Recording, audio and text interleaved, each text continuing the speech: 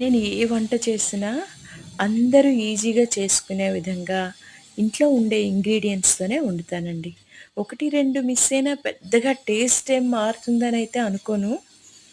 వంటలేవైనా చూడ్డానికే కాదు, చేసుకోవడానికి కూడా చాలా ఈజీగా ఉండాలి.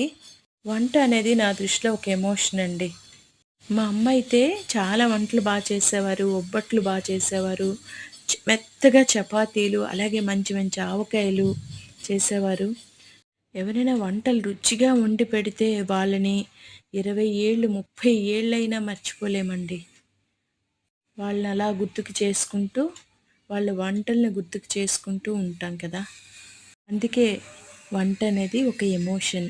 రొయ్యలు ఫ్రై చేశాను. నెక్స్ట్ వీడియోలో చూడండి ఎలా చేశానో.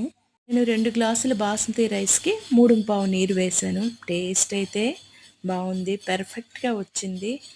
యమ్మీగా ఉందండి.